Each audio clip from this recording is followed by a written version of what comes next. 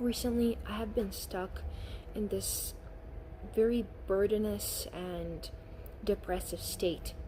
And for some reason, every day I wake up full of depression and anxiety.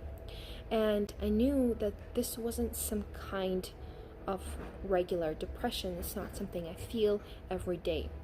So I've honestly come to a confession with a priest with this kind of state because it's definitely not from God. And what he told me was truly, truly eye opening. And I'm going to be talking about my confession right now. And if this can help someone today, I think it could be very useful. What he told me was basically that people fall into depression and anxiety when their ego gets hurt. And this made me wonder, how can a hurt ego make you have depression and anxiety?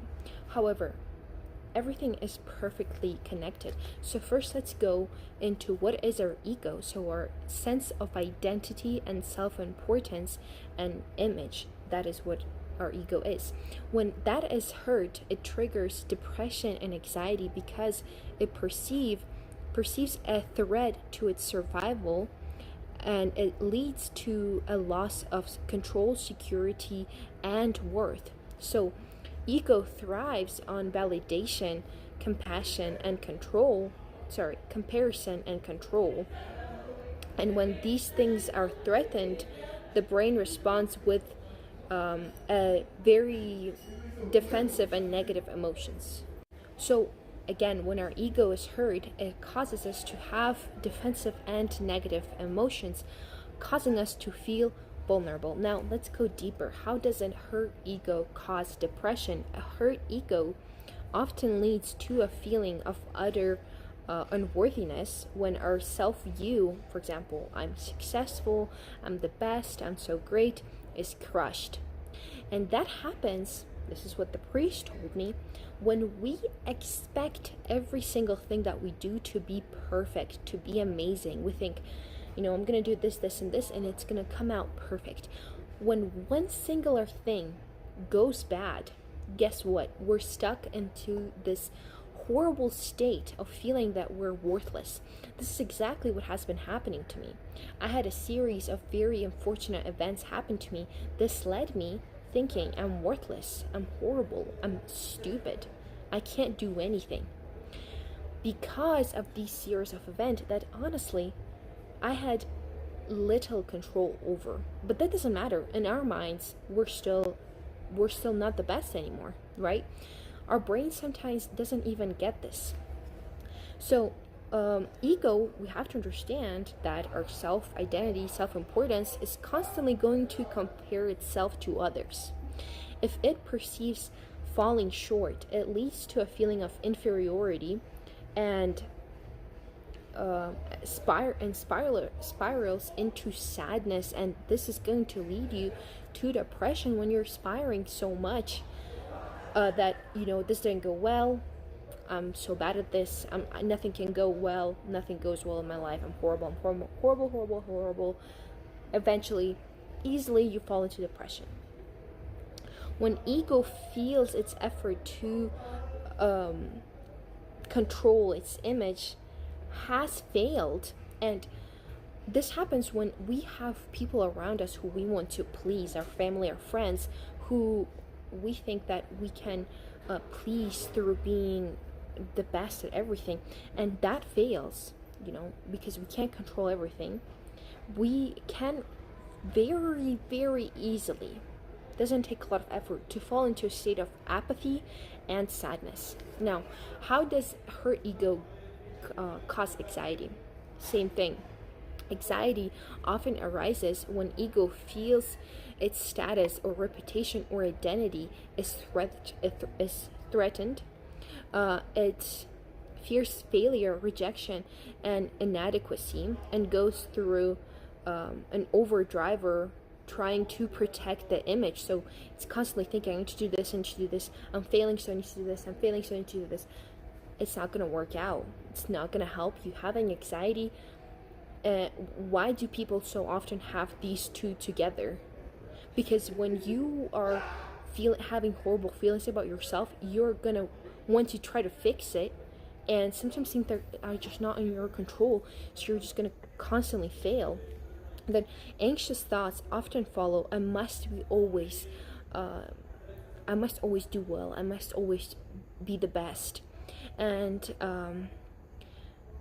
this rule is gonna cause intense distress if it's failing, right? If we're constantly thinking I must be the best and we're failing, well, we're gonna have a lot of anxiety, of course. So this is the thing, right? When our ego is hurt, when things don't go our way, we're gonna have, at some point, if we don't realize this, anxiety or depression, or both, most often. How do we fix this? One thing: humility. Humility is going to shift your identity away from yourself, because we're not perfect, and into God, which provides a more stable and secure foundation for mental well-being. I'm not saying that this is easy. And I am definitely, I haven't been able to get there, honestly, yet. I haven't been able to rely fully on God. I say that I do, but in my mind, I'm constantly in this horrible state of depression and anxiety. However, it's not easy, but it's simple. It's simple to do, to shift your identity away from yourself, because we're always going to fall short.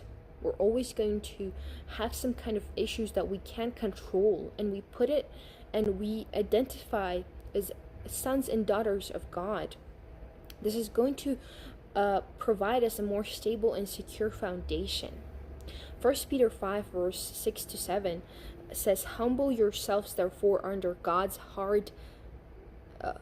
mighty hand, casting all your anxieties on him, because he cares for you." We forget that we have the hand of God always with us. We forget this. And we have to understand that he's always caring for us. And he's always providing for us every single thing. So this lack of faith that we have is going to lead us to anxiety. Anxiety is literally the lack of faith, and depression is literally not having humility and patience with God. And I want to go to Matthew 14 verse 30, where God is walking on water, and Peter goes to walk on water with God. But in verse 30, he was walking to God. This is what happens in verse 30. "But when he saw the wind boisterous, he was afraid, and beginning to sink, he cried, saying, 'Lord, save me.'" So the thing is, while he was walking, there was a big storm happening. And the thing is, he wasn't drowning because of the storm.